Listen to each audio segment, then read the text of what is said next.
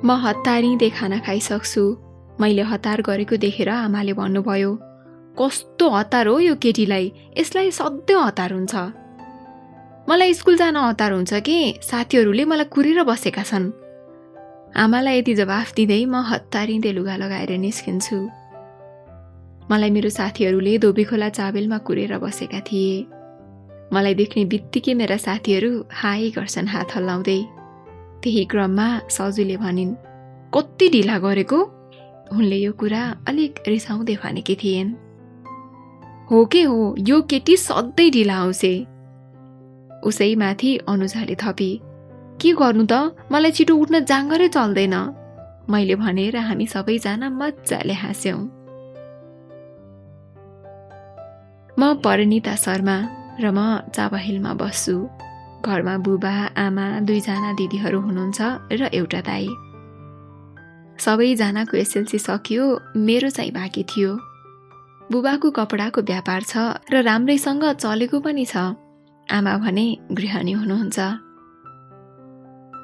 सजु लिम्बू मित्र पार्कमा बस्छिन् र अनुजा श्रेष्ठ महाराजगञ्जमा बस्छिन्। मेरो लागि भनी पुलमा आएर कुर्ने गर्थे उनीहरू। हामी कक्षा 5 देखि नै सँगै पढेका हौं र धेरै मिल्थ्यौं पनि। हामी युनिक बोर्डिङ हाई स्कुल चाबहिलमा पढ्छौं। अहिले हामी कक्षा 10 मा पढ्दैछौं। हामी एकअर्कालाई सबै कुरा सेयर गर्थ्यौं। म पढाइमा ठिकै थिएँ। फेल त हुन्न थिएँ, तर टप 5 मा पनि आउँदिन थिएँ। सजु र अनुजाको चाहिँ राम्रो थियो। दुवैजना टप 5 मा आउने गर्थे। दुवैजनाको कारणले मेरो पढाइमा केही राम्रो पनि भएको थियो। त्यसको साथसाथै उनीहरू मलाई केही नआएको कुरा सिकाइ पनि दिन्थे। 3 दिन पछिको कुरा हो। हामी तीनैजना पुलमा भेट्यौं। त्यही क्रममा सजुले भनिन्, तिमीहरूले आजको पत्रिका हेर्यौ? के छ हौ त्यस्तो आजको पत्रिकामा? मैले भने, रक्कीको बिहे भएछ नि। सजुले गम्भीर हुँदै भनिन्, को हो र रक्की? मैले भने, हरे, नेपाली फिल्मको हिरो हो, कस्तो नचिनेको? ए, त्यस्तो? तँलाई मनपर्ने हिरो होइन? मैले भने, हो, उसले थपी। रक्की शर्मा नेपाली फिल्मका सुपरस्टार हुन्। उनले खेलेका चलचित्रहरू प्राय सबै सुपरहिट हुन्छन्। केटीहरू मरिहत्ते गर्थे उनीमाथि। मरिहत्ते गर्नेमा मेरी साथी सजु पनि थिइन्। हेर्दा पनि राम्रा थिए। अग्लो हाइट, राम्रो अनुहार, नाच्न पनि राम्रो नाच्छन् र अभिनय पनि राम्रो गर्ने। खासमा मलाई चाहिँ फिल्ममा रुचि थिएन, त्यही भएर खासै मन पर्दैन थियो। तर सजुलाई भने नेपाली फिल्म एकदमै मनपर्ने र नेपाली फिल्ममा मनपर्ने हिरो चाहिँ रक्की शर्मा। पत्रिका हामीलाई देखाउँदै सजुले भनिन्, बेहुली हेर्न कति राम्री, राजकुमारी जस्ती। मलाई त ईर्ष्या भइरहेको छ। म हुनु नि रक्कीको बेहुली। म त रक्कीको अनुहार हेरेर जिन्दगी बिताउने थिएँ। अनुजा र म सजुको कुरा सुनेर मरी हाँस्न थाल्यौं अनि फोटो हेर्यौं। साँच्चीकै राजकुमारी जस्तै देखिन्थिन्, साह्रै राम्री, अप्सरा जस्ती। म त हेरेको हेरे भएँ। अनुजाले पनि तारिफ गरिन्। सजु भने निराश थिइन् रक्कीको विवाह भयो भनेर।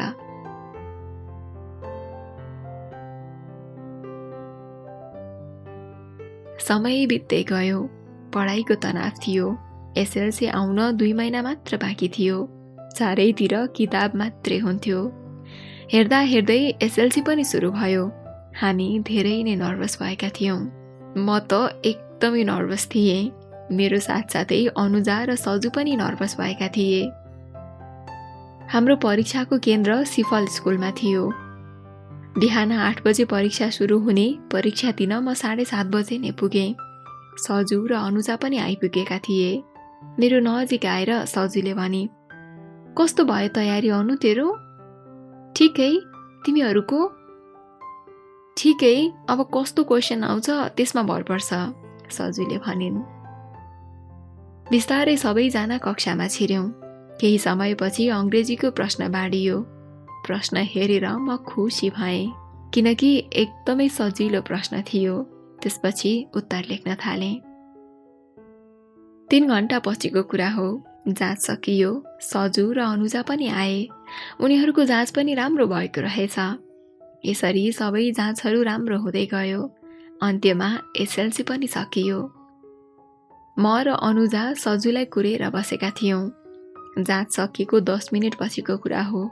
सजु आइन् र अनुजाले भनिन्, कस्तो ढिला आएको, कति लेख्न सके कि यार, काठमाडौँ नै टप गर्ने विचार छ कि के हो? काठमाडौँ नै किन, नेपालै टप्ने विचार छ। सजुले ठट्टामा मजाक गर्दै भनिन्। त्यसपछि हामी तीनैजना हाँस्यौँ र केही बेर चाबहिलतिर घुम्यौँ। केही बेरपछि एउटा होटेलमा बस्यौँ। बसिसकेपछि अनुजाले भनिन्, अब त स्कुल पनि सकियो यार, तिमीहरू के गर्छौ? मलाई त घरमा साइन्स पढ भन्दै हुनुहुन्थ्यो, म त त्यही पढ्छु होला। जहाँ नाम निस्किन्छ त्यही पढ्ने। त के गर्छेस् परिणीता? सजुको कुरा सुनेर मैले भने, म त आर्ट्स पढ्ने। तेरो सुना न अनुजा? म पनि साइन्स पढ्ने।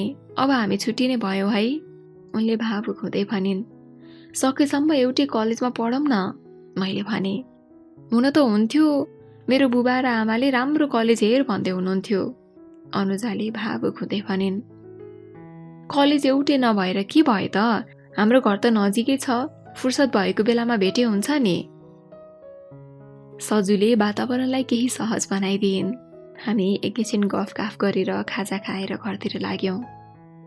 त्यो दिन आफैलाई नरमाइलो अनुभव भइरहेको थियो। आफूले पढेको स्कुल छाडेर जाँदैछु, याद लिएर जाँदैछु। अब अनुजा र सजुको साथ छुट्ने भयो र यही सम्झेर आँखा पनि रसाए। हामी तीनैजना कति रमाउँथ्यौँ र कति घुम्न पनि जान्थ्यौँ।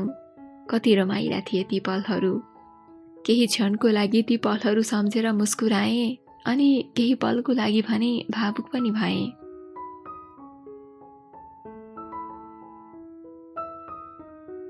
एसएलसी सकिएको 2 महिना पछिको कुरा हो। एसएलसीको नतिजा आयो। म फर्स्ट डिभिजनमा पास भएको थिएँ, अर्थात् मेरो 75.5% आएको थियो। अनुजा र सजुको पनि फर्स्ट डिभिजन नै आएको थियो। अनुजाको 79.5% आएको थियो भने सजुको 77%। हामी तीनैजनाको कलेज फरक भयो। म रिल्याप्स कलेजमा भर्ना भएँ भने अनुजा बानेश्वरको कलेजमा भर्ना भइन् र सजु ललितपुरमा। समय बित्दै गयो। कलेज जाने दिन पनि आयो। आज कलेजको पहिलो दिन थियो। बिहान 6:30 बजेबाट कलेज सुरु हुन्थ्यो। म 26 पुगेँ। गेटमा पुगेपछि मैले गार्ड दाइलाई सोधेँ, दाइ 11 को आर्ट्सको कक्षा कता हो? उनले मलाई कक्षा देखाइदिए। म कक्षामा नै बसेँ। 6:30 बज्दासम्म सबै विद्यार्थीहरू आइसकेका थिए। म पहिलो बेन्चमा बसेको थिएँ। त्यही क्रममा 2 जना म बसेको ठाउँमा आएर बसे र हामीले एकअर्कालाई हेरेर मुस्कुरायौँ मात्र। केही क्षणपछि सर पनि आउनुभयो। हामीले सरलाई अभिवादन गर्यौँ। सरले पनि गर्नुभयो। उहाँको नाम मोहन शर्मा थियो र उहाँ पत्रकारिता पढाउनु हुने रहेछ। त्यस पछाडि हाम्रो परिचय भयो। हामी सबैजनाले एकअर्काको बारेमा बतायौँ। मसँग बसेका साथीहरूको नाम जेनिफर र अनमोल थियो। दोस्रो विषय मेजर इङ्ग्लिसको थियो र सरको नाम सौरभ सिंह ठकुरी थियो।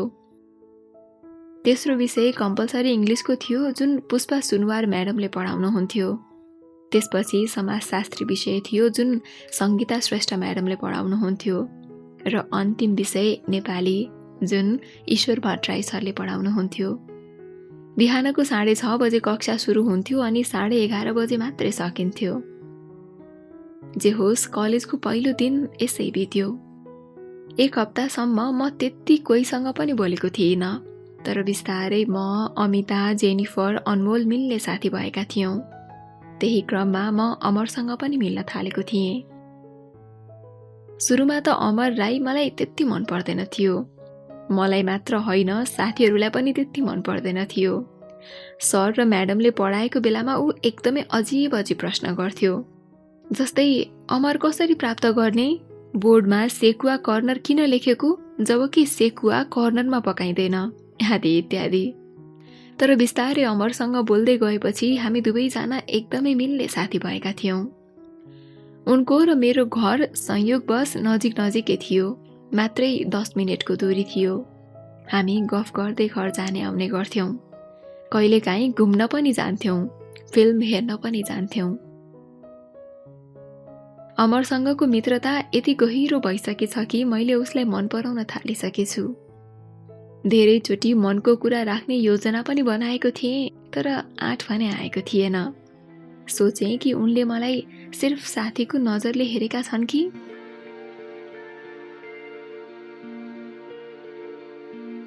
यसरी नै दिनहरू बितिरहेको थियो। एक दिन कक्षा सकिएपछि अमर मेरो नजिक आएर भने, अनु, म केही समय तिमीसँग कुरा गर्न सक्छु? हुन्छ, मैले भने। अब हामी क्लासबाट बाहिर निस्कियौँ। निस्किएपछि उनले भने, भोलि क्लास सकिएपछि हामी सधैँ भेट्ने क्याफेमा भेटौँ न ल? मैले भने, हुन्छ, तर किन? भोलि नै थाहा हुन्छ। उनले यति भनेर गए। अमर गएपछि मेरा साथीहरूले मलाई जिस्काउन थाले र मैले त्यसो केही पनि होइन भनेर भने, तर मेरो साथीहरूले पनि पत्याएनन्। म त खुसी भएको थिएँ। मैले सोचेँ सायद उनले मलाई प्रेम प्रस्ताव राख्न भनेर बोलाएका होलान्। भोलिको दिन सम्झेर म आजदेखि नै एकदमै एक्साइटेड भइरहेको थिएँ। कहिले भोलि आउँछ जस्तो भएको थियो। भनिन्छ नि, प्रतीक्षाको घडी एकदमै लामो हुन्छ। त्यो एक दिन कटाउन मलाई निकै मुस्किल परेको थियो।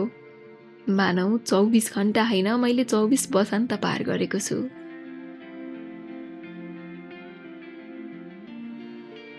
भोलिपल्टको कुरा हो। हतारिँदै म क्याफेमा पुगेँ। अमरले मलाई कुरेर बसेका थिए। अमर कुनाको टेबलमा बसेका थिए।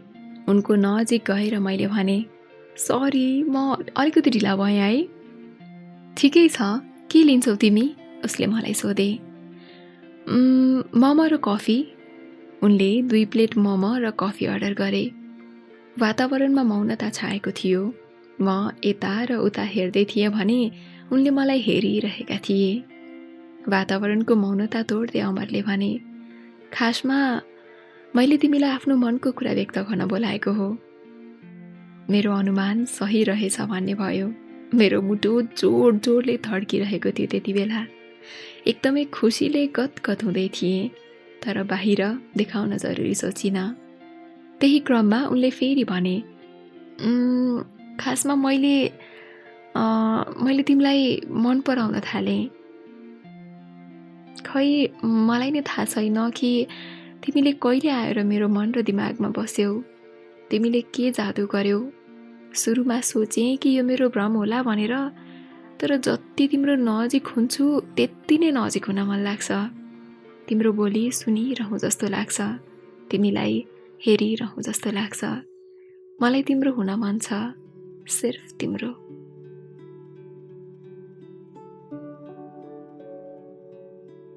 म मौन नै थिएँ। उनले मेरो जवाफ कोरिरहेका थिए। म चुपचाप भएको देखेर होला उनले भने, जवाफ अहिले दिनुपर्छ भन्ने छैन, तर केही त बोल। मलाई सोच्ने समय दिनु न ल? मैले यति भने। हुन्छ, तिमीले मेरो माया स्वीकार गरे पनि अस्वीकार गरे पनि हामी मिल्ने साथी त हुन्छौ नि? मैले मुस्कुराउँदै हुन्छौ भनेर भने। मलाई उनको माया स्वीकार्नु थियो, तर थोरै भाउ खाइरहेको थिएँ। हामीले अर्डर गरेको मोमो र कफी दुवै आयो र हामी खाँदै गफ गर्यौं। केही बेर पछाडि हामी त्यस क्याफेबाट निस्कियौं। म एकदमै खुसी थिएँ, तर त्यो खुसी अझै पनि उसलाई देखाइन। मैले यस्तो बिहेभ गरिरहेको थिएँ एज इफ मलाई केही पनि भएको छैन। उनको कुराले मेरो मनमा केही असर गरेकै छैन, तर वास्तवमा उनको प्रस्तावले मेरो मनलाई अझै धेरै काउकुती लगाइरहेको थियो।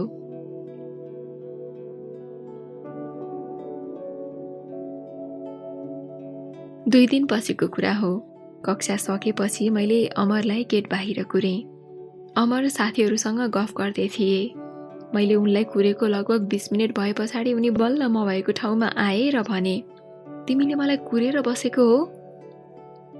हो, मलाई जरुरी कुरा गर्नु थियो, त्यसैले कुरेर बसेको, मैले भने। के कुरा हो? उनले थाहा नपाए जस्तो गरेर सोधे। I love you too। मैले लजाउँदै यति भनेर त्यहाँबाट निस्किएँ। अमर मुस्कुराइरहेका थिए। यसरी हाम्रो सम्बन्धको सुरुवात भयो। हामी सम्बन्धमा बसेको पनि 6 महिना भइसकेको थियो। दिनहरू माया प्रेमसँगै बित्दै थियो। भोलिपल्ट हाम्रो छुट्टीको दिन थियो। कक्षा सकिएपछिको कुरा हो। उनले भने, भोलि मेरो जन्मदिन हो, कक्षाको सबैलाई बोलाउँछु, तिमीलाई सुरुमा निम्ता दिएको साँझको 6 बजे आऊ ल। हुन्छ, मैले भने। मैले हुन्छ त भने, तर मनदेखि जान भने मन थिएन। किन नराम्रो आभास भयो। सोचेँ कि मेरो मात्र भ्रम हो। आफ्ना साथीहरूलाई सोध्ने निर्णय गरेँ, तर सोचेँ अमरले भन्ने बाँकी छ, पछि सोध्छु। त्यही क्रममा अमिता, जेनिफर र अनमोल मेरो नजिक आए। जेनिफरले भने, तिम्रो र अमरको चक्कर चलिरहेको हो? उनी मुस्कुराइन्। म एकदमै गम्भीर भएको थिएँ त्यो प्रश्नमा। के भन्ने के नभन्ने थाहै थिएन। अमिताले फेरि सोधिन्, ओइ तँलाई के भयो? मैले सबै कुरा भने। तिनैजना अचम्ममा परेका थिए। मेरो कुरा सुनेपछि अनमोलले भनिन्, हामीलाई त निम्तो आएको छैन, हामी खबर गर्छौ नि तिमीलाई। यदि तिमीलाई साथी जानु पर्यो भने म आउँछु नि, जेनिफरले गम्भीर हुँदै भनिन्। हुन्छ, जेनिफरलाई हुन्छ भने, तर मैले अमरलाई यो विषयमा केही पनि भनिन। मैले जरुरी नै सोचिन।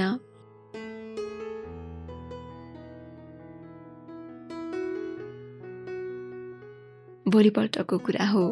अमिता, जेनिफर र अनमोल मेरो घरमा आइपुगेका थिए।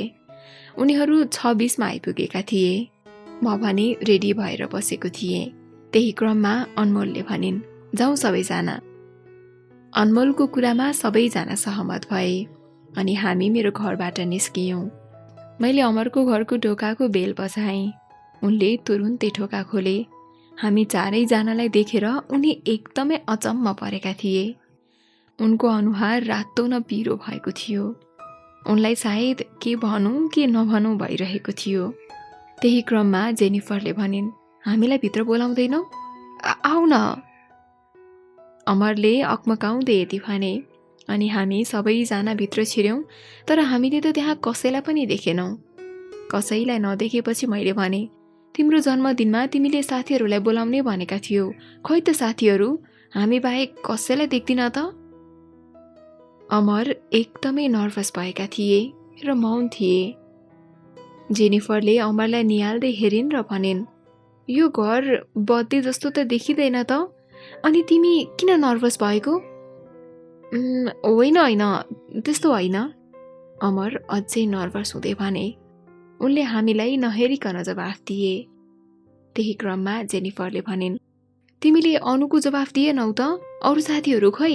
अरूलाई बोलाउने भनेको होइन? अमर अझै मौन थिए। मौनको नजिक गए र भने, मेरो प्रश्नको जवाफ दिँदैनौ? उनी नबोलेको देखेर हामी सबै अचम्ममा पर्यौं, तर धेरैचोटि सोद्धा पनि उनले केही पनि जवाफ दिएनन् अनि हामी मेरो घरमा फर्कियौं। मलाई एकदमै नराम्रो लागिरहेको थियो। म कसैसँग बोल्दा पनि नबोलाई झोक्राएर बसिरहेको थिएँ। मेरो साथीहरू भने एक आपसमा कुराकानी गर्दै थिए, तर म केही पनि बोलिरहेको थिएन। त्यही क्रममा जेनिफरले भनिन्, तिमी भावुक नहो, तिमीलाई एक दिन जरुर जवाफ दिनेछन् अमरले। कहीं उनले मलाई धोका दिएका त छैनन्? मलाई एक्लै बोलाएर केही गलत त गर्ने योजना थिएन? मैले निराश हुँदै सोधेँ। त्यस्तो नहुन पनि सक्छ कि, उनले तिमीसँग केही समय बिताउन चाहन्थे होला, त्यसैले तिमीलाई बोलाएको होलान्, अनमोलले भनिन्। म भने अलमल्लमा थिएँ। मलाई हेरेर जेनिफरले भनिन्, आफ्नो मनदेखि सोच र समय देऊ।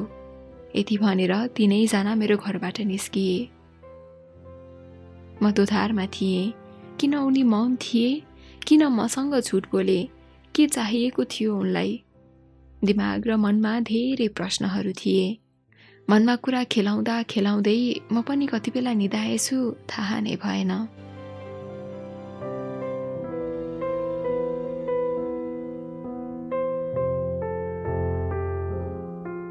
म र अमर नबोलेको धेरै दिन भइसकेको थियो।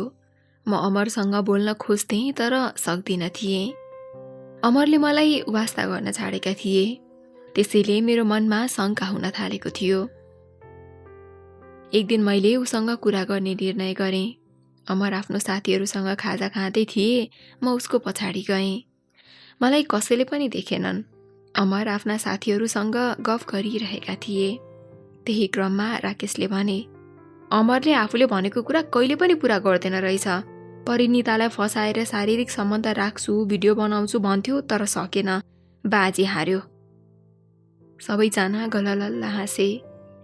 अमरको साथीको कुरा सुनेर अमरले अझ शानका साथ बोल्यो, म त्यति सजिलै हार कहाँ मान्छु र?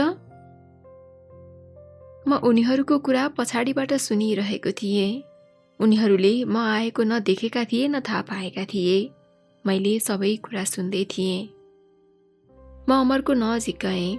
ऊ मलाई देखेर एकदमै नर्भस भयो र भन्यो, परिणिता तिमी यहाँ?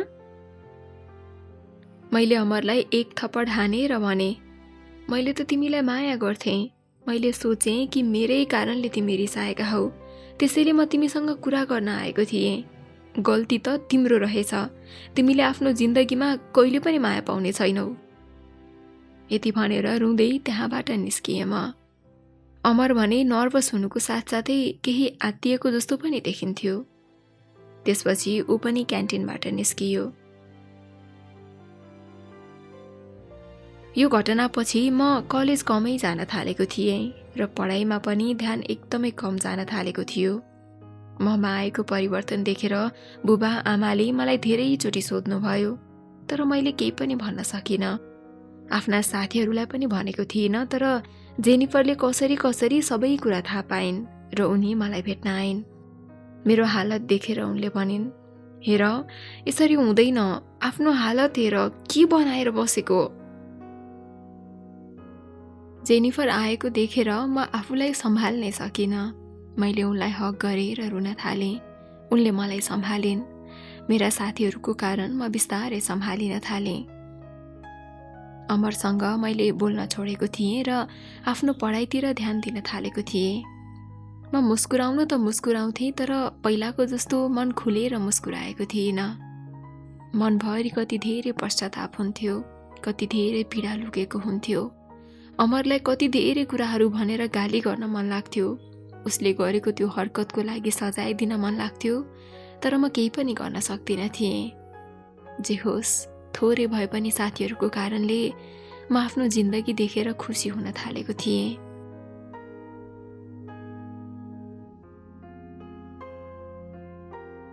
हेर्दा हेर्दै कक्षा 11 पनि सकियो र कक्षा 12 पनि सुरु भयो। कक्षा 12 मा अमर र मेरो बोलचाल बन्द नै थियो। केही महिनापछि रिजल्ट भयो। म पास त भएँ, तर राम्रो अङ्क आएको थिएन। त्यसैले पनि 12 मा राम्ररी पढ्न थालेँ। हेर्दा हेर्दै 12 को पनि परीक्षा सकियो र केही महिनामा रिजल्ट पनि आयो। कक्षा 12 मा राम्रो अङ्क आएको थियो, अर्थात् 74% आएको थियो। म एकदमै खुसी थिएँ। जति जति समय बित्दै गयो अमरको यादले छोडेन। मैले त उनलाई साँचो माया गर्थेँ, तर उनले मलाई प्रयोग मात्र गरेका रहेछन्। त्यसैले मैले उसलाई बिर्साउनै पर्छ र अगाडि बढ्नुपर्छ भन्ने सोच मैले जीवनमा अँगालेँ र उसलाई बिर्सिँदै म जीवनमा अगाडि बढेँ। मेरो स्नातक डिग्री पनि सुरु भयो। कलेज नयाँ बानेश्वरमा थियो। कान्तिपुर टेलिभिजनको नजिकै कलेज थियो। सधैँभरि बिहान 7 बजेबाट कलेज सुरु हुन्थ्यो। म भने प्राय 6:50 मै पुग्थेँ। एक दिन म पौने 7 बजेतिर नै कलेज पुगिसकेको थिएँ। कक्षामा थोरै मात्र विद्यार्थी थिए। मेरो आँखा एक कुनाको बेन्चमा बसेको केटामा पुग्यो। उनी दुब्ला अनि अग्ला थिए। उनको हातमा एउटा किताब थियो, त्यो पनि अङ्ग्रेजी किताब थियो। ध्यान दिएर उनी पढ्दै थिए। सुरुमा सोचेँ उनी सर होलान् र विद्यार्थीलाई कुरेर बसेका होलान्। तब जब सर कक्षाभित्र छिर्नुभयो तब थाहा पाएँ कि उनी पनि विद्यार्थी रहेछन्। कक्षा 7 बजेबाट सुरु हुन्थ्यो र 11 बजे सकिन्थ्यो। सुरुका दिनहरूमा म कोहीसँग पनि बोल्दिन थिएँ। मेरो ध्यान किताबमा हुन्थ्यो, तर समयअनुसार म पनि रमाउन थालेको थिएँ। बिस्तारै हाम्रो 5 जनाको समूह भयो, जसमा म, सिमरिका, ज्ञानु, लिली, अनुज, ऋषि थियौँ। अग्लो र दुब्लो केटा जुन मैले अघि भनेको थिएँ नि, उनको नाम अनुज गौतम थियो। मान्छे धेरै प्रतिभा भएको, एकपटक भनेको कुरा सम्झिरहन्थे र गीत पनि राम्रो गाउँथे। अनुहार हेर्दा हिन्दी फिल्मको राकेश जस्ता देखिन्थे। हामीले राकेश अभिनीत तुम्बिनको गीत गाइरहन्थ्यौँ र उनी मुस्कुराउँथे मात्र। हेर्दा हेर्दै पहिलो सेमेस्टर पनि सकियो। कति छिटो सकेको जस्तो लाग्ने। दोस्रो सेमेस्टर सुरु भएको केही महिना पछिको कुरा हो। कक्षामा हामी 6 जना मात्र थियौँ र त्यही क्रममा अनुज रुन थाले र भने, मेरो त ब्रेकअप भयो, आरतीले मलाई छाडेर गइन्। मैले उनलाई आफूलाई भन्दा धेरै माया गरेको थिएँ, तर उनले मलाई छाडेर गइन्। म मन पर्न छाडेँ उसलाई। अनुज हाम्रै अगाडि यति भन्दै रुन थाले।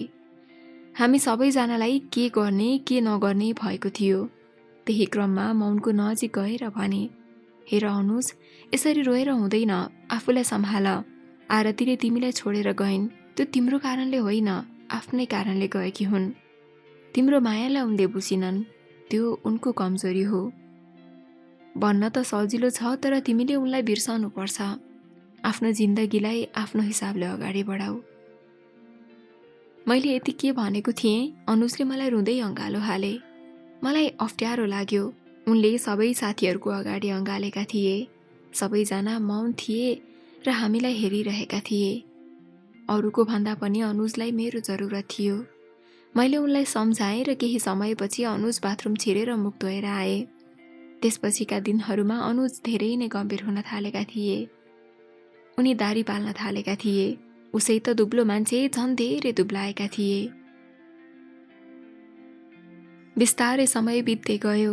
त्यसको साथसाथै अनुजले आफ्नो अतीत बिर्सने क्रममा थिए। उनले बिर्सने क्रममा थिए भने मैले भने उनलाई मन पराउने क्रममा थिएँ। उनको दुःखमा साथ दिँदा दिँदै म कति बेला उनको नजिक भएछु मैले थाहा नै पाइनँ। धेरैचोटि उनलाई मनको कुरा व्यक्त गर्न खोजेँ, तर सकिनँ। सोचेँ कि पहिला नै सम्बन्धमा धोका पाइसकेका छन्, फेरि मेरो मायामा विश्वास पनि त नगर्लान्। त्यस्तै सोचेर सही समयलाई कुर्ने निर्णय गरेँ। हाम्रो ग्रुपलाई धेरै रमाइलो गर्नुपर्ने, सबैभन्दा धेरै रमाइलो सिमरिका र ज्ञानुलाई गर्नुपर्ने। उनीहरूकै कारणले गर्दा हामी धेरै ठाउँ घुम्न पनि जाने गर्थ्यौँ।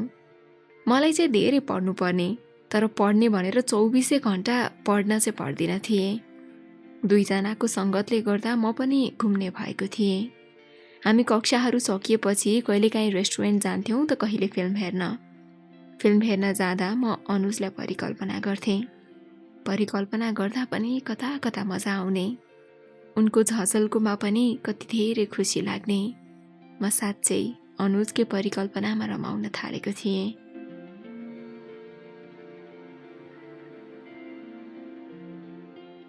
हेर्दा हेर्दै 4 वर्ष पनि बित्यो। यो 4 वर्षमा हामी बीचको मित्रता सम्बन्ध यति गहिरियो, म यहाँ शब्दमा व्यक्त पनि गर्न सक्दिनँ।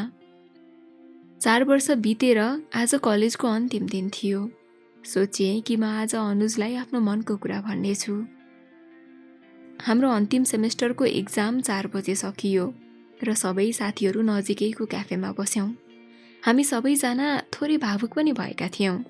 सबैजनाले चिया पिउँदै गफ गर्न थाल्यौँ। कोही साथीहरू अमेरिका जाने कुरा गरे त कोही कता। त्यही क्रममा अनुजले भने, मैले त अमेरिका जान सबै कुरा तयारी गरिसकेँ।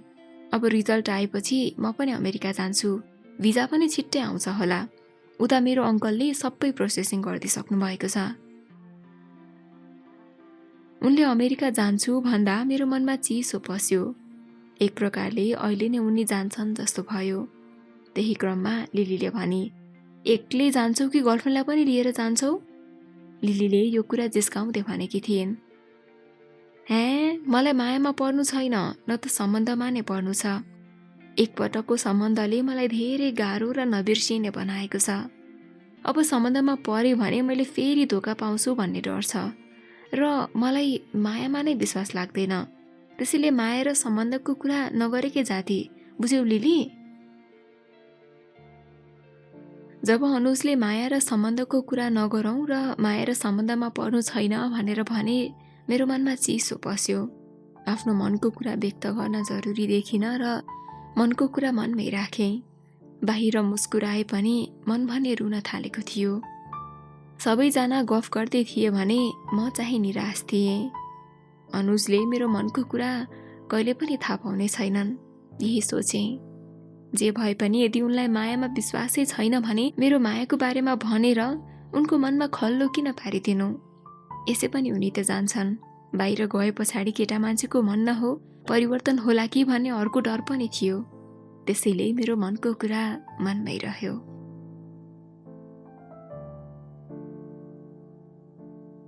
परीक्षा सकिएको केही महिनापछि हाम्रो नतिजा आयो। अनुज कलेजको टपर भयो भने मेरो पनि राम्रो ग्रेड आएको थियो। अनुजले साथीहरूसँग भने कि उनको अमेरिकाको लागि भिजा अप्लाई भइसकेको छ र अर्को हप्ता अन्तर्वार्ता छ भनेर। मैले उनलाई बधाई दिएँ। उनी मुस्कुराए। म पनि उसको अगाडि त मुस्कुराएँ, तर वास्तवमा मेरो मन दुखी भएको थियो। नभन्दै केही दिन पछाडि उनको भिजा लाग्यो र 2 हप्तापछि उनी जाने भएका थिए। उनको भिजा लागेपछि मैले पनि अमेरिका जाने तयारी गरेँ, तर अफसोच मेरो भने भिजा रिजेक्ट भयो। 3 चोटिभन्दा धेरै प्रयास गरेँ तर रिजेक्ट नै भइरह्यो। पछि अस्ट्रेलिया जान पनि गरेँ, त्यो पनि भएन र मैले नेपालमा नै बाँकीको स्टडी गर्ने निर्णय गरेँ। अनुज अमेरिकामा पुगे र म पुतली सडकमा पढ्न थालेँ। उनलाई कहिलेकाहीँ फेसबुकमा मेसेज पठाउँथेँ। यसरी नै समय बित्दै गयो। मेरो मास्टर डिग्री पनि सकियो। मास्टर सकिएपछि मैले फेरि पनि अमेरिका जाने प्रयास गरेँ, तर मेरो भाग्यमा सायद विदेश जान लेखेको रहेनछ। मेरो भिजा फेरि पनि रिजेक्ट भयो। सोचेँ अनुजसँगको सम्बन्ध भगवानलाई नै मन्जुर छैन, त्यसैले त बार बार मेरो भिजा रिजेक्ट भइरहेको छ। एकपटक अमेरिका पुग्न पाए, उनलाई भेट्न पाए, उनको मन परिवर्तन भएको छ कि कतै उनलाई मायाको विश्वास दिलाउन सक्थे कि भन्ने विश्वास थियो, तर त्यो पनि व्यर्थ भयो। एक दिन म कोठामा टिभी हेर्दै थिएँ। त्यही क्रममा मेरो आमा मेरो नजिक आउनुभयो। नजिकै आएर उहाँले भन्नुभयो, छोरी तिम्रो मास्टर डिग्री पनि सकियो, अब के गर्ने? जागिर खोज्दैछु। मेरो ध्यान टिभीतिर नै थियो। यो भनेको 4 महिना भइसकेको छ। आमा अलि झर्किँदै बोल्नुभयो, मैले जागिर पाइन त यसमा मेरो के दोष? म पनि रिसाउँदै बोलिदिएँ, जागिर पाएनौ भने के गर्छौ तिमीले? आमाले फेरि सोध्नुभयो, तपाईले के भन्न खोज्दै हुनुहुन्छ आमा? मैले आमालाई हेर्दै भने, मैले बिहेको लागि भनेको, अब त बिहे गर्ने उमेर पनि भइसक्यो, अब सोच्नु परेन? मैले तपाईलाई कतिचोटि भनिसकेँ म जागिर नखाई बिहे गर्दिन भनेर। यसरी बिचैमा बिहे गरिदिनु थियो भने किन पढाउनु भएको? नपढाइकन बिहे गरिदिएको भए हुन्थ्यो त। जहिले पनि बिहेको कुरा गरेर किन मलाई तनाव दिनुहुन्छ? मैले टिभी अफ गरेँ र रिसाउँदै आफ्नो कोठामा गएँ। त्यो दिन म रिसाएको देखेर होला, त्यसपछि मेरो बुबा र आमाले विवाहको कुरा गर्न छाड्नु भएको थियो।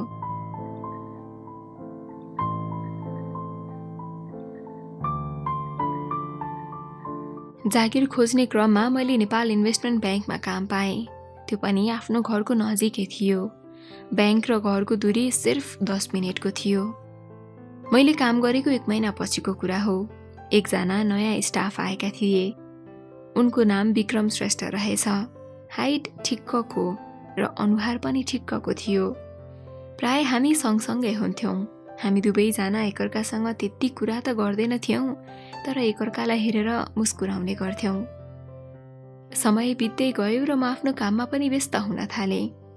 ब्याङ्कको काम भन्नु मात्र बिहानको 10 बजेदेखि बेलुकाको 7 पनि बस्थ्यो। कहिलेकाहीँ त 8, 9, 9:30 पनि हुन्थ्यो। घर फर्कने टुङ्गो हुँदैन थियो। मानिसहरूलाई हेर्दा लाग्छ कि ब्याङ्कको काम त राम्रो हो र तलब पनि राम्रो हुन्छ, तर कामको चापको कारणले छोड्न मन लाग्छ। तैपनि बल्ल बल्ल पाएको जागिर किन छोड्ने भनेर छोड्न सक्दिन। केही महिनामा नै दिक्क लाग्दो रहेछ। एउटै अफिस, एउटै कुर्सी, एउटै काम, कति चाहिँ गर्नु जस्तो। काम गरेको 10 महिना पछिको कुरा हो। म अफिसमै थिएँ। केही क्षणपछि मैले देखेँ मेरो डेस्कमा एउटा पेपर राखिएको थियो। मैले त्यो पेपर खोलेर हेरेँ। त्यहाँ लेखिएको थियो, प्रिय परिणिताजी, मलाई थाहा छैन कि म कहाँबाट सुरु गरौँ। तपाईलाई अनौठो लाग्छ होला है यो चिठी पढेर। हुन त हामी दुवैजना त्यति बोलेका छैनौँ, तर पनि मेरो मनले तपाईलाई मन पराइसकेको छ। तपाईको मुस्कान, बोलीले म धेरै नै प्रभावित भएको छु। थाहा छैन तपाईले कस्तो रूपमा लिनुहुन्छ मलाई, तर म तपाईलाई आफ्नो जीवनमा पाउन चाहन्छु। तपाईलाई आफ्नो जीवनको जीवन सङ्गिनी बनाउन चाहन्छु। तपाईको मनमा के छ? म तपाईको जवाफलाई कुरिरहेको छु। विक्रम श्रेष्ठ। म त अचम्ममा परेको थिएँ। हामी बीच न त्यति कुराकानी भएको थियो, न त हामीले एकअर्कालाई राम्रोसँग चिनेका नै थियौँ। कसरी? मैले केही पनि जवाफ दिइनँ र जरुरी पनि सोचिनँ। मैले उनलाई जवाफ नदिएको 1 हप्ता पछिको कुरा हो। साँझ 6:30 बजेको थियो। म आफ्नो काममा व्यस्त थिएँ। त्यही क्रममा विक्रम मेरो नजिक आएर भने, परिणिताजी, एकछिन फुर्सद छ? भन्नुहोस् न। मेरो ध्यान कम्प्युटरमा नै थियो। तपाईले मेरो त्यो जवाफ दिनु भएन त? विक्रम नर्भस हुँदै भने। कस्तो जवाफ? मैले विक्रमलाई नहेरिकन भने। मैले तपाईको लागि भनी लेखेको नोटको जवाफ। मैले उनलाई हेरेँ। उनले पनि मलाई हेरिरहेका थिए। अनि मौनता तोड्दै मैले भने, न त मैले तपाईलाई चिन्छु, न तपाईले मलाई चिन्नुहुन्छ। कसरी मैले तपाईलाई जवाफ दिनु? विक्रम गम्भीर भएका थिए र उनी मलाई एकसुरले हेरिरहेका थिए। उनले मलाई हेर्दै भने, हामी साथी त हुन सक्छौं नि? सोचेर भन्छु नि ल। यति भनेर म आफ्नो काममा व्यस्त हुन थालेँ। विक्रम केही नबोलिकन त्यहाँबाट निस्किए। लगभग 1 हप्ता पछिको कुरा हो। म विक्रमको नजिक गएँ र भने, विक्रमजी, म तपाईलाई केही भन्न चाहन्छु। भन्नुहोस् न। विक्रमले मलाई हेरेर भने। तपाईले भनेको कुरामा मैले धेरै नै सोचेँ। हामी साथी त बन्न सक्छौं नि? विक्रम खुसी भए। त्यसपश्चात हामी निकै मिल्ने साथी भयौं। उनको बारेमा मैले धेरै जान्ने मौका पाएको थिएँ। उनी धेरै राम्रो मान्छे रहेछन्। बानी व्यवहार धेरै राम्रो। कम बोल्ने तर एकदमै सोचेर बोल्थे। बिस्तारै भेट्दै जाँदा मलाई विक्रम पनि मन पर्न थालेको थियो। उनको बानी र व्यवहारको कारणले म उनीप्रति आकर्षित भएको थिएँ। खुसी पनि भएको थिएँ। मेरो जीवनमा भएका 2वटा विगतलाई सम्झिएर म कति धेरै आत्तिने गर्थेँ। तर साँच्चै माया भन्ने चिज यस्तो रहेछ जसले विगतका घाउहरूलाई बिस्तारै पुरिदिँदो रहेछ। अनुज र अमरसँगको एकहोरो प्रेमपछि बाएको घाउ पनि विक्रमको सङ्गतले पुरिँदै जाँदै थियो।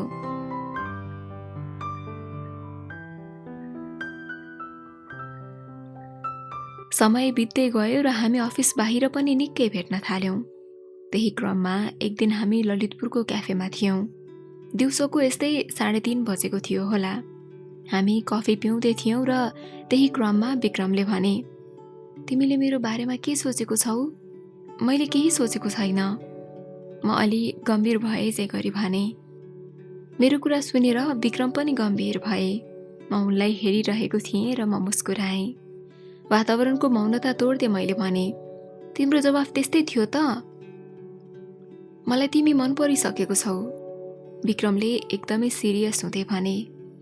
विक्रमको कुरा सुनेर म मुस्कुराएँ र ऊ पनि मुस्कुराए। सायद मेरो मुस्कानको इशारा पनि उनले बुझे होलान्। हामी दुवैजना मुस्कुरायौं र धेरै खुसी भएका थियौं। केही समय बिताएर हामी घर फर्कियौं। मेरो जिन्दगीमा धेरै नै परिवर्तन आएको थियो। त्यो सिर्फ विक्रमको कारणले आएको थियो। म सानो कुरामा पनि खुसी हुन थालेको थिएँ, रमाउन थालेको थिएँ। उनलाई नदेख्दा मन छटपटाउन थालेको थियो। उनलाई देख्दा मन रमाउँथ्यो र खुसी पनि हुन्थ्यो। सायद यो सबै उसको मायाको जादुको कारणले थियो। शनिबारको दिन थियो। म आफ्नो खाटमा बसेर फिल्म हेर्दै थिएँ। दिउँसोको 3 बजेको हुनुपर्छ।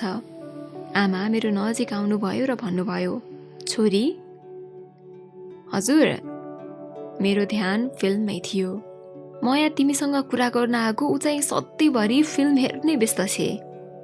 आमा रिसाउँदै भन्नुभयो। अनि मैले ल्यापटप बन्द गरेँ र भने, भन्नु न, के कुरा हो? अब त तिम्रो जागिर छ, अब त बिहे गर्न मान्छ होला नि, होइन?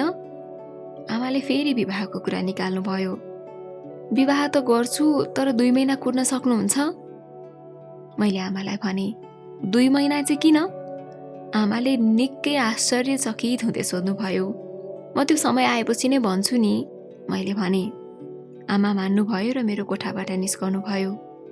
मलाई विक्रमको बारेमा भन्नु थियो, तर सोचेँ पहिला विक्रमसँग कुरा गर्छु। भोलिपल्टको कुरा हो, 2 बजे खाजा खाने टाइम थियो। मैले विक्रमलाई भने, आज काम सक्ने बित्तिकै मलाई भेट्नु ल, काम छ। के पर्यो त्यस्तो? विक्रम अलिकति आत्तिँदै सोधे। भरे भन्छु नि, मैले भने। हुन्छ, विक्रमले जवाफ दिए। हामीले खाजा खाइसकेपछि हामी सबैजना आफआफ्नो काममा व्यस्त हुन थाल्यौं। काम गर्दा गर्दै 6:30 बजिसकेको थियो अनि हामी नजिकैको क्याफेमा गयौं। हामी गएर कुनाको कुर्सीमा बस्यौं। गएर बसेको एकैछिनमा विक्रमले भने, तिमीले जरुरी कुरा गर्नु छ भनेको थियौ नि, के कुरा हो? घरमा बिहेको कुरा गर्दै हुनुहुन्थ्यो, मैले भने। अनि तिमीले के भन्यौ त? विक्रमले सोधे।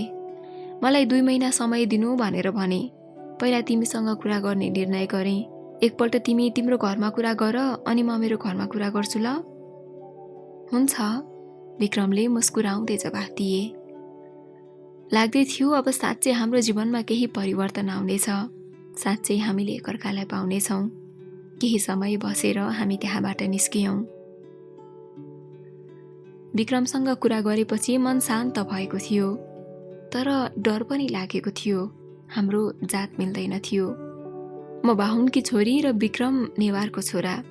एक परिवारबाट त यो कुरा निस्कन्छ भन्ने मलाई लागेको थियो। मलाई यही कुराको डर थियो। जातको कुराले गर्दा हामी छुट्यौं भने यही डर मेरो दिमागमा घुमिरहन्थ्यो।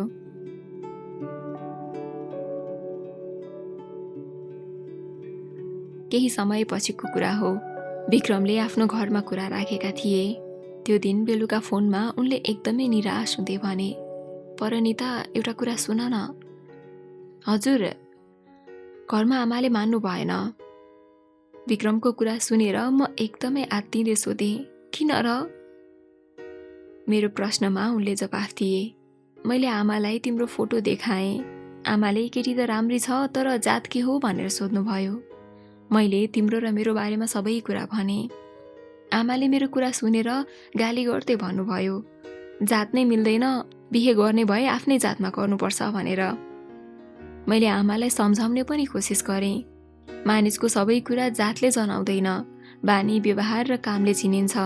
परिणीता राम्री मान्छे हुन्, अनुहार मात्र राम्रो होइन, बानी व्यवहार पनि राम्रो छ। आमा, एकचोटि भेट्नुहोस् न, थाहा पाउनुहुन्छ नि तपाईँले।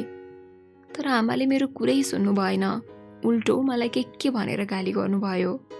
म भेट्दिन, बुहारी ल्याउँछस् भने नेवार नै ल्याउनु, अरू जातको चल्दैन।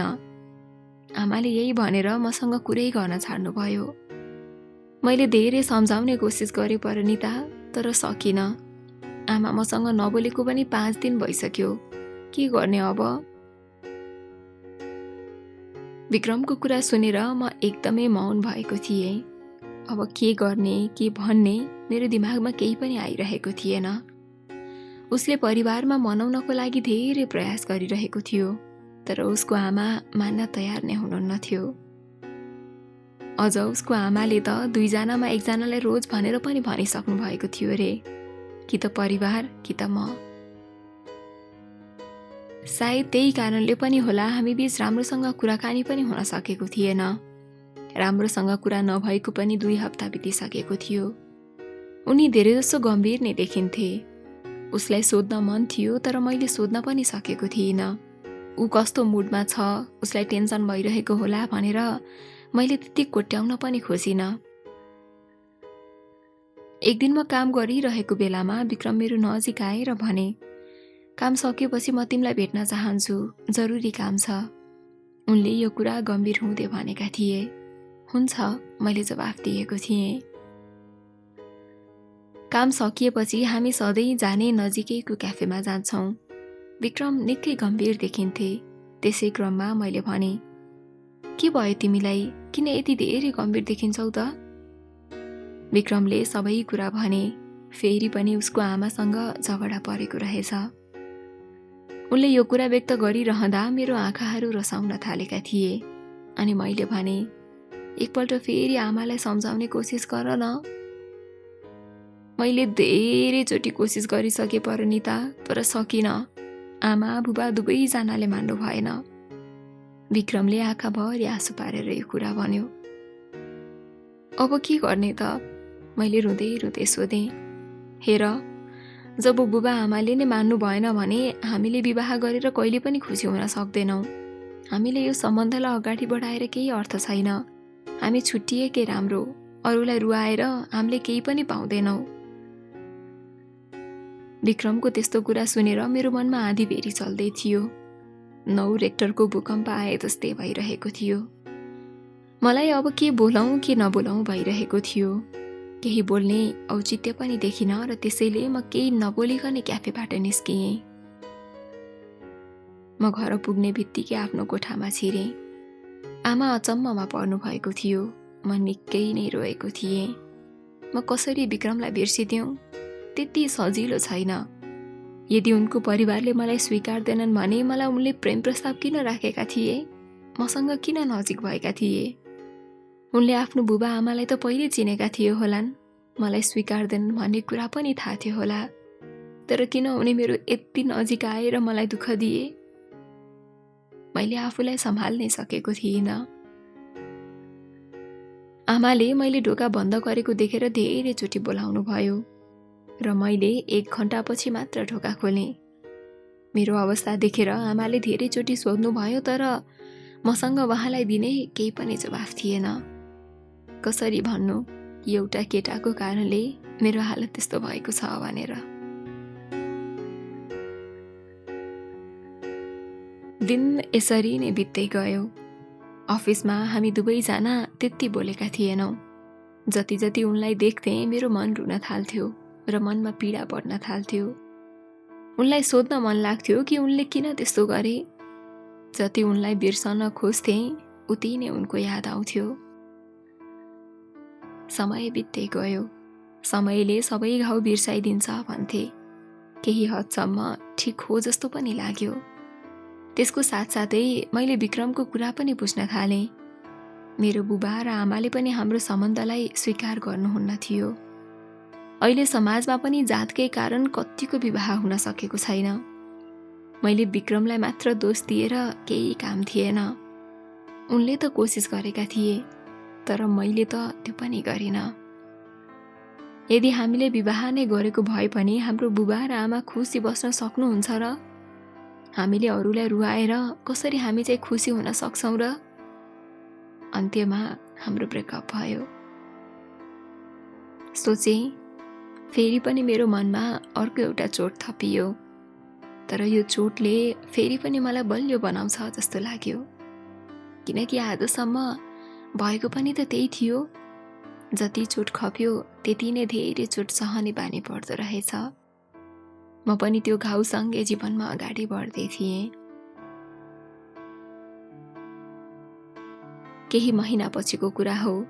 आमा मेरो कोठामा आउनुभयो। म पढ्दै थिएँ। मलाई थाहा थियो कि आमा मेरो बिहेको कुरा गर्न आउनु भएको हो भनेर। आमा मेरो नजिकै आएर भन्नुभयो, छोरी, हामीले तिम्रो लागि एउटा केटा हेरेको छौँ। तिमीले जहिले भन्छौ त्यही दिन बोलाउँछौँ। शनिबार बोलाउनु न त। मैले केही सोच्दै नसोची आमालाई भने। आमा खुसी हुनुभयो र बुबालाई पनि भन्नुभयो। बुबा पनि खुसी हुनुभयो। दुवैजना खुसी भएको देखेर म पनि खुसी भएँ। सायद मैले जिन्दगीमा दिएको खुसी थियो त्यो, सबैभन्दा ठुलो खुसी। मैले मेरो बुबा आमाको खुसीको लागि नै उहाँहरूले खोजेको केटासँग विवाह गर्ने निर्णय गरेँ।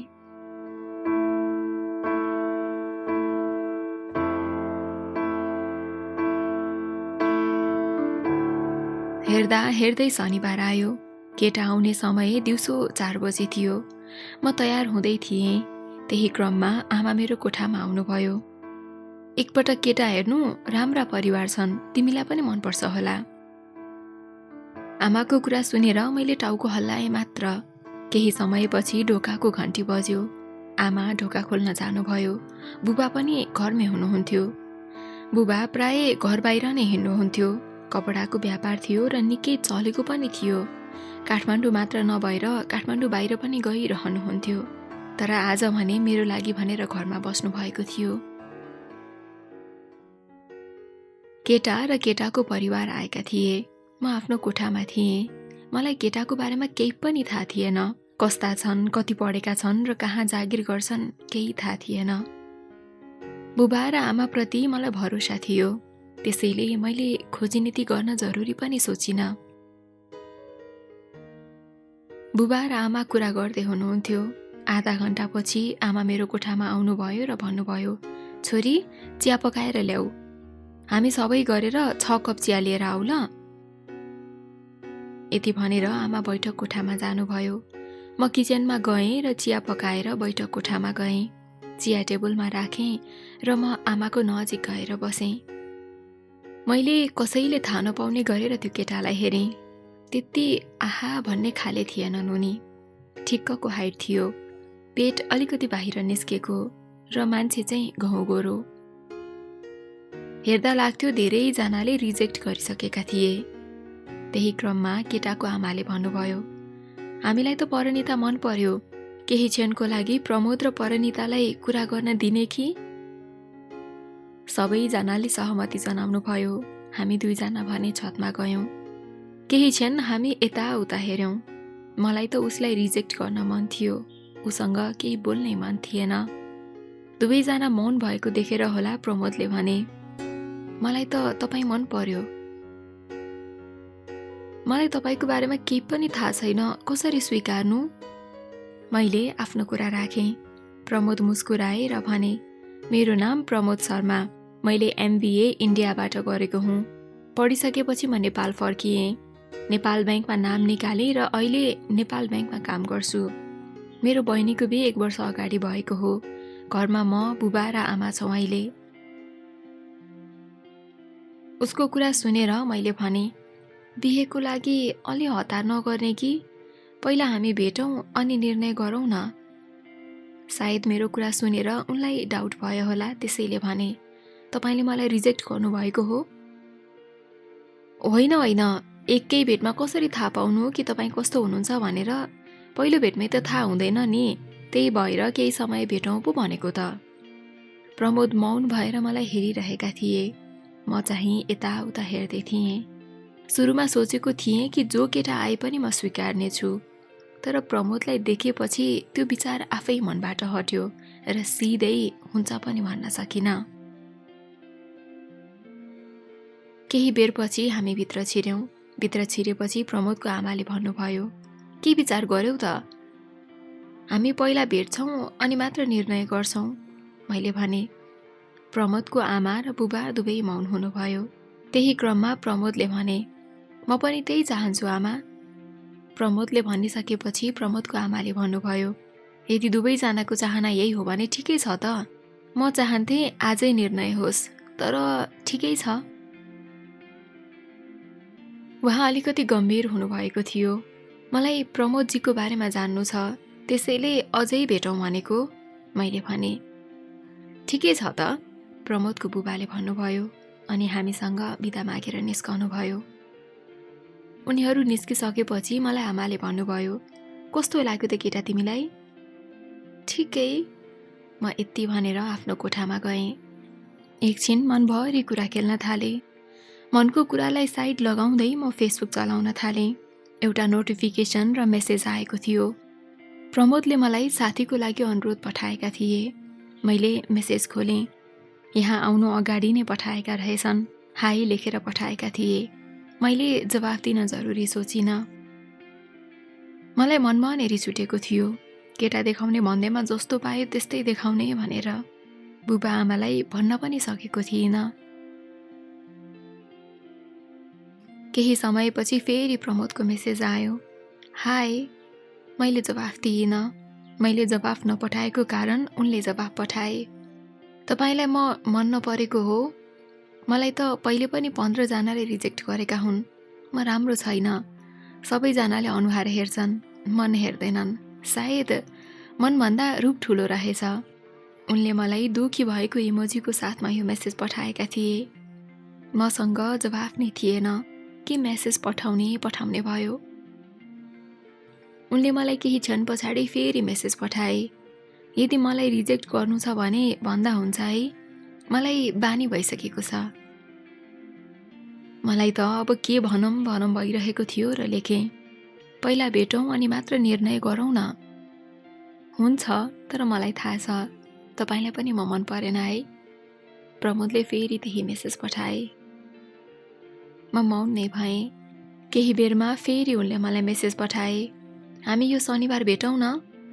हुन्छ, यति टाइप गरेर पठाएँ, तर मलाई भेट्न मन थिएन। तैपनि बुबा आमाको लागि भए पनि मैले उसलाई भेट्नु थियो।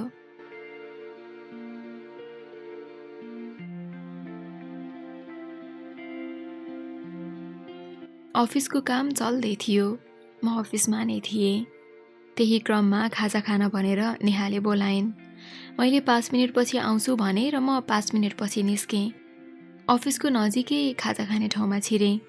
कुनामा ठाउँ थियो र त्यहीँ बसेँ र मोमो अर्डर गरेँ। त्यही क्रममा विक्रम मेरो नजिक आए र भने, के म यहाँ बस्न सक्छु? मैले अप्ठ्यारो मान्दै हुन्छ भने। हामी दुवैजना नबोलेको 3 महिना जस्तै भएको थियो। मौनता तोड्दै विक्रमले भने, आइएम सो सरी परिणीता। के को लागि? मैले सोधेँ। तिमीलाई थाहा छँदैछ त के को लागि भनेर? उनले जवाफ दिए। त्यो कुरा बिर्सिदेऊ, अगाडि बढ। तिमीले जे गर्यौ ठिक गर्यौ। अरूलाई रुवाएर हामीले केही पनि पाउँदैनौ। त्यसैले आफ्नो परिवारको खुसीको लागि बाँच्नुपर्छ। मैले उसलाई यही कुरा भने। तिमी खुसी छौ नि? उसले सोध्यो। म त खुसी छु। तिमी खुसी छौ नि? मैले फेरि सोधेँ। छु, उनले भने। उनलाई हेर्दा लाग्छ कि उनले अझै पनि मलाई माया गर्छन्। उनको आँखाले यो कुरा बताइरहेको थियो। हुन त मैले पनि कहाँ बिर्सेको छु र उनलाई। अझै पनि उनको याद आउँछ। मनमा बसिसकेको मान्छेलाई कहाँ सजिलै निकाल्न सकिँदो रहेछ र? के हामी फेरि साथी हुन सक्छौँ? विक्रमले प्रश्न गरे। हुन्छ, म मुस्कुराएँ अनि हामी गफ गर्न थाल्यौँ। हाम्रो सम्बन्ध पहिलाको जस्तो थिएन। मैले पहिलाको जस्तो केही पनि सेयर गर्दिन थिएँ र प्रमोदको बारेमा पनि उसलाई केही भन्न जरुरी सोचिन।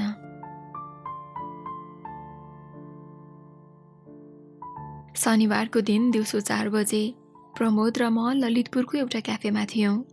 कफी अर्डर गरिसकेपछि प्रमोदले भने, अनि के छ तपाईँको खबर? ठिकै छ, तपाईँको के छ? मैले सोधेँ। ठिक छ। खासमा मैले त तपाईँलाई मन पराइसकेँ, उनले भने। म मुस्कुराएँ मात्र अनि फेरि उनैले भने, अनि मेरो फ्रेन्ड रिक्वेस्ट त एक्सेप्टै गर्नु भएन त तपाईँले? ला, मैले त यादै नगरेको। अब के भनौँ भएर मैले भने, त्यति फेसबुकै चलाएको छैन मैले, म भरे घर गएर गर्छु नि ल।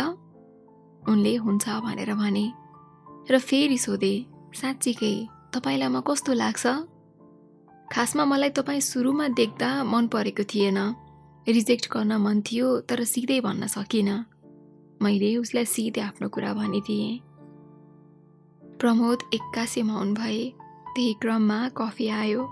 कफी आइसकेपछि प्रमोदले भने, घरमा तपाईँले रिजेक्ट गर्नुभयो भनेर भनौँ त म? अहिले केही पनि नभन्नुहोस्, 1-2 दिनमा म तपाईँलाई भन्छु नि, मैले भने। उनले टाउको हल्लाएर हुन्छ भने र फेरि भने, तपाईँ फुर्सद भएको दिन के गरेर बिताउनुहुन्छ? कहिले फिल्म हेर्छु, कहिले साथीसँग घुम्न जान्छु त कहिले पढेर दिन बिताउँछु। तपाईँ चाहिँ के गरेर दिन बिताउनुहुन्छ? मैले सोधेँ। म प्राय पढ्छु, साहित्यमा मेरो रुचि छ, उनले भने। ए, मैले यति मात्र बोलेँ। केही बेर बसेर हामी त्यहाँबाट निस्कियौँ। घर पुगेपछि मैले उनलाई फेसबुकमा साथी बनाएँ। केही क्षण पछाडि मेसेजको नोटिफिकेसन आयो। त्यो मेसेज प्रमोदले पठाएका थिए। घर पुग्नु भयो? मैले पुगेँ तपाईँ भनेर सोधेँ। म पनि पुगेँ, उनले जवाफ दिए र सँगै अर्को पनि मेसेज पठाए। धन्यवाद मलाई फेसबुकमा साथी बनाउनु भएकोमा। मैले केही पनि लेखिनँ, खालि हाँसेको इमोजी लेखेर पठाइदिएँ। समय बित्दै गयो। हामी दुवैजनाको गफका पनि धेरै हुन थालेको थियो। भेट पनि धेरै नै हुन थालेको थियो। सुरुमा हेर्दा त ऊ मलाई अलिकति पनि मन परेको थिएन, तर साँच्चै उसले भने जस्तै उसको रूपभन्दा पनि उसको मन निकै राम्रो रहेछ। त्यही कारणले पनि होला मैले उनलाई मन पराउन थालेको थिएँ। उनको सानो सानो कुरामा पनि ध्यान दिने र ख्याल राख्ने कुरा मलाई एकदमै मन पर्थ्यो। अनुहार जस्तो भए पनि मन धेरै राम्रो थियो र उसको परिवार पनि राम्रो हुनुहुन्थ्यो।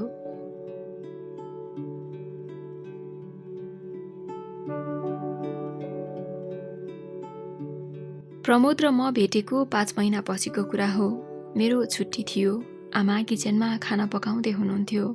म आमाको नजिक गएँ र भने, आमा। हजुर, आमाले भन्नुभयो। मलाई प्रमोद मन पर्यो। म उनीसँगै बिहे गर्न चाहन्छु। मेरो कुरा सुनेर आमा धेरै खुसी हुनुभयो। बुबालाई फोन गरेर खुसी हुँदै त्यो कुरा सुनाउनु भयो र बुबा पनि एकदमै खुसी भएर अर्को हप्ता घर आउने कुरा बताउनु भयो। अनि आमाले प्रमोदको आमालाई पनि फोन गर्नुभयो र सबै कुरा व्यक्त गर्नुभयो। प्रमोद धेरै नै खुसी भएका थिए। सायद मभन्दा पनि धेरै खुसी। आखिर उनको माया र मनले मलाई जितेरै छाडेको थियो। 1 हप्तापछि बुबा विराटनगरबाट काठमाडौँ आउनुभयो र भन्नुभयो, पर्सि शनिबारको दिन छुट्टी छ, त्यही दिन प्रमोद र प्रमोदको परिवारलाई बोलाउन है। सबैजना सहमत भयौँ र आमाले फोन गरेर भन्नुभयो। त्यही क्रममा प्रमोदले मलाई मेसेज पठाए, हामी आउँछौँ शनिबार, तिमी त्यो दिन मैले किनिदिएको कुर्ता लगाउनु ल। उनले पठाएको मेसेज हेरेर एकैछिन हाँसे म। प्रमोदले मलाई केही दिन अगाडि एउटा कुर्ता सुरुवालको सेट किनिदिएका थिए र त्यही लुगा लगाउन आग्रह गरेका थिए। मैले हुन्छ भनेर भने र उसलाई पनि भने मैले किनिदिएको टी सर्ट लगाउनु भनेर। प्रमोदले हुन्छ भनेर मेसेज पठाए। मैले फेरि मेसेज लेखेँ, म त कस्तो नर्भस भएको छु, खै कता कता डर लागिरहेको छ। उनले भने, मलाई पनि, तर केही छैन, सब ठिक हुन्छ। उनको कुरा सुनेर मैले लेखेँ, आएपछि मलाई केही पनि नसोध्नु ल। सँगै मैले हाँसेको इमोजी पनि पठाएँ। उनले पनि हाँसेको इमोजी पठाए। यसरी नै प्रमोदसँग गफ गर्दा गर्दै समय बितेको पत्तै हुँदैन थियो। हेर्दा हेर्दै शनिबार पनि आयो। प्रमोद र उहाँको परिवार खाना खाने गरी आउनेवाला हुनुहुन्थ्यो। म एकदमै खुसी थिएँ। बिहानदेखि म किचनमा सबै तयार पार्दै थिएँ। त्यही क्रममा प्रमोदले मेसेज गरेर 10:30 बजे आउने कुरा गरे र मैले हुन्छ भनेर भने। खाना सबै तयार गरेर म रेडी भएँ। प्रमोदले किनिदिएको पिङ्क कलरको कुर्ता लगाएँ। मेरो ध्यान हर पल घडीतिर मात्र थियो। कति बेला प्रमोद र उहाँको परिवार आउलान् भन्ने थियो। अन्त्यमा ढोकाको घन्टी बज्यो र आमाले ढोका खोल्नुभयो। आमा र बुबा गफ गर्न थाल्नुभयो। केही बेरपछि आमाले मलाई बोलाउनु भयो र म पनि बैठक कोठामा आएँ। प्रमोदको आमाले भन्नुभयो, परनिता, हामी तिमीलाई बुहारी भन्दा पनि छोरीको रूपमा राख्छौँ। तिमी छोरी भएर हाम्रो घरमा आऊ। म मुस्कुराएँ मात्र। प्रमोद मलाई देखेर मुस्कुराएका थिए। म मौन नै बसेँ। त्यही क्रममा प्रमोदको आमाले भन्नुभयो, प्रमोदको चिना देखाएका थियौँ, असार महिनासम्ममा बिहे गर्नु भनेका छन्। हुन्छ, बुबा र आमाले खुसी हुँदै भन्नुभयो। केही बेर गफ गरेर सबैजना खाना खान थाल्यौँ। प्रमोदको परिवारले खानाको पनि खुब तारिफ गर्नुभयो। हामी सबैजना निकै खुसी थियौँ। म पनि खुसी थिएँ, तर कता कता डर पनि लागिरहेको थियो। प्रमोदसँगको जिन्दगी त जिउँदै थिएँ, तर मेरो जिन्दगीको एउटा पाटो नै परिवर्तन हुनेवाला थियो। म कसैकी छोरीबाट कसैको घरको बुहारी बन्दै थिएँ। त्यसैले पनि होला थोरै आत्तिएकी थिएँ।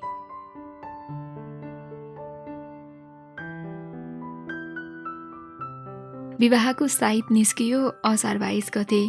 हामी विवाहको लागि सबै तयारी गर्दै थियौँ। हाम्रो विवाह हुनुभन्दा 2 हप्ता अगाडिको कुरा हो। प्रमोदले मलाई फोन गरेर भने, आज 5 बजेतिर भेटौँ न ल। हुन्छ, मैले भने। प्रमोदसँग कुरा भएको लगभग आधी घण्टा पछि एकदमै नराम्रोसँग पानी पर्न थाल्यो। पानी लगातार परि नै रह्यो र पानी रोकिने नामो निशानै लिएको थिएन। मैले प्रमोदलाई धेरैचोटि फोन गर्न प्रयास गरेँ, तर नेटवर्कको समस्याको कारणले फोन लागेन।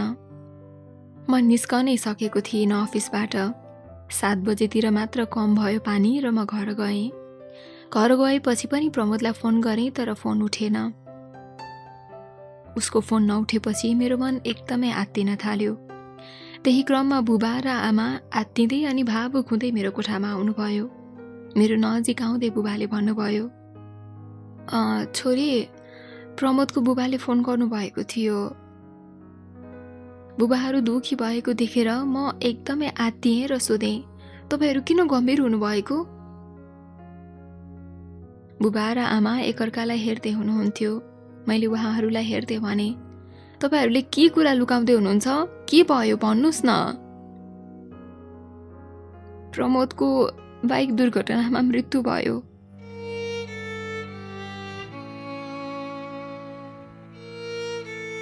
आमाले रुँदै भन्नुभयो। म छाङ्गाबाट झरे झैँ भएँ। मैले बरु उनलाई पछि भेटौँला भनेको भए हुन्थ्यो नि। सायद उनी बाँच्थे होलान्। म पछुताउन थालेँ। मन अशान्त भएको थियो। मैले भने, आमा, यो कस्तो मजाक गर्दै हुनुहुन्छ तपाईँ? हो छोरी, आमाले भनेको कुरा सत्य हो। भर्खरै प्रमोदको बुबाले फोन गर्नुभएको थियो। अफिसबाट फर्किँदा प्रमोदको बाइकलाई ट्रकले हिर्काएछ। उसलाई अस्पताल ल्याउँदा ल्याउँदै मृत्यु भएको रे। हामी अहिले अस्पताल जान लागेको। बुबाको कुरा सुनेर म झन् आत्तिएर गलेँ। तर अस्पताल जान लागेको कुरा सुनेर मैले भने, म पनि तपाईहरूसँगै जान्छु नि। मलाई अन्तिम पटक प्रमोदको अनुहार हेर्नु थियो। हामी चारैजना अस्पताल गयौँ। अस्पताल पुग्दा प्रमोदको परिवार र आफन्तहरू हुनुहुन्थ्यो। हामीलाई देख्ने बित्तिकै प्रमोदको आमाले मेरो आमालाई अँगाल्नु भयो र रुन थाल्नुभयो। म आमाको नजिक गएँ। आमाले मलाई देखेर झन् रुन थाल्नुभयो। म पनि धेरै रुन थालेँ। आफूलाई सम्हाल्नै सकिनँ। मलाई धेरै नै गाह्रो भएको थियो। केही समयपछि प्रमोदको आमाले भन्नुभयो, मेरो छोराले के नराम्रो गरेको थियो र भगवानले मेरो छोरालाई यति छिट्टै बोलाए। प्रमोदको आमा यस्तै भन्दै धेरै नै रोइरहनु भएको थियो। केही क्षणपछि मैले रुँदै प्रमोदको बुबालाई भने, बुबा, म एकपटक प्रमोदलाई हेर्न चाहन्छु।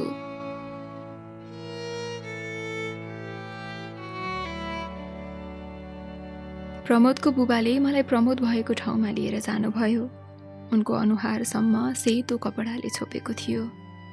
मैले उनको अनुहार हेरेँ र रुन थालेँ। अनुहारमा रगतै रगत थियो। टाउकोमा ठुलो चोट लागेको थियो। म अब प्रमोद बिना कसरी बाँचौँ? प्रमोद उठिदिए पनि हुन्थ्यो जस्तो लागेको थियो। म प्रमोदलाई हेरिरहेँ र मेरा आँखाबाट आँसु झरिरहे। म सायद उसलाई हेर्दा हेर्दै आफ्नो अतीतमा हराउन थालेछु। प्रमोदसँग बिताएका पलहरूले मलाई लत्याइरहेका थिए उसको नजिक। म कता कता कल्पनाको दुनियाँमा आफैसँग हराएछु। प्रमोदको बुबाले धेरैचोटि बोलाएपछि मात्र होसमा आए। अस्पतालको काम सकेपछि हामी सबैजना पशुपतितिर लाग्यौँ।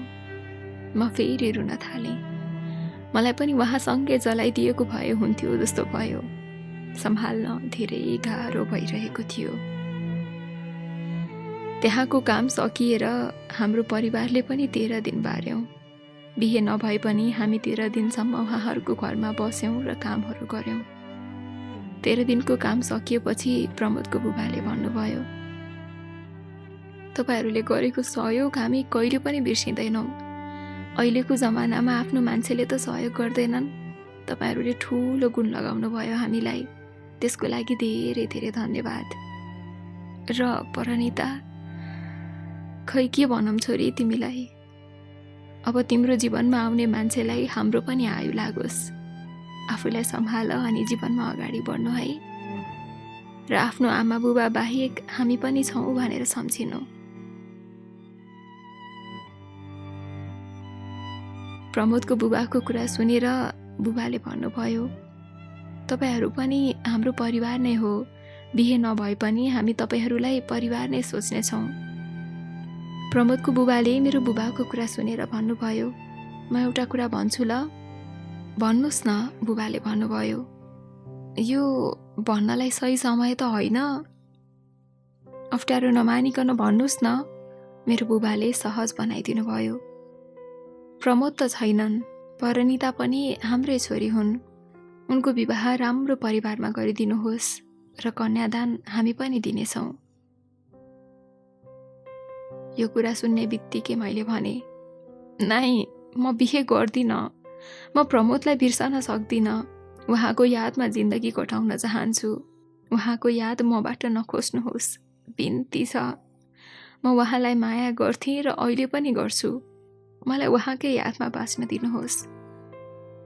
मलाई प्रमोदको बुबा र मेरो बुबाले धेरै सम्झाउँदै हुनुहुन्थ्यो, तर म केही नसुनिकन उठेँ र त्यहाँबाट निस्किएँ। मैले जिन्दगीमा धेरैजनासँग प्रेम गरेँ, तर प्रमोदलाई मैले मनदेखि नै गरेको थिएँ सायद। उसँगको नजिकपना अर्कै किसिमको भइसकेको थियो। उसलाई मनमा नै आफ्नो श्रीमान र जीवनसङ्गी मानिसकेको थिएँ। प्रमोदको शीतल स्वभावको कारणले पनि होला मैले उसलाई धेरै माया गरेको थिएँ। त्यसको साथसाथै प्रमोदले पनि त मलाई धेरै माया गरेको थियो। मेरो बुबा र आमाले पनि मलाई विवाहको लागि धेरै फकाउनुहुन्थ्यो, तर मैले मानेको थिएन। अन्त्यमा मलाई समय दिने निर्णय गर्नुभयो। समयले सबै घाउ ठिक पारिदिन्छ भनेर होला समयलाई नै छाडिदिनु भयो। म चाहिँ प्रमोदसँगै गएको ठाउँहरूमा जान्थेँ। उहाँसँगै बिताएका समयहरू सम्झन्थेँ र मुस्कुराउँथेँ। एक्लै रमाउँथेँ। जति जति समय बित्दै गयो उति नै उहाँको यादले सताउँथ्यो। जिन्दगीमा हामी धेरैचोटि माया गर्छौँ, तर सायद साँचो माया जिन्दगीमा एकजनासँग मात्र हुने रहेछ। सिर्फ एकजनासँग, जुन मेरो प्रमोदसँग भएको थियो। तर आफूले आफूलाई निकै अभागी सोच्छु म, किनकि मेरो साँचो माया नै अधुरो भइदियो।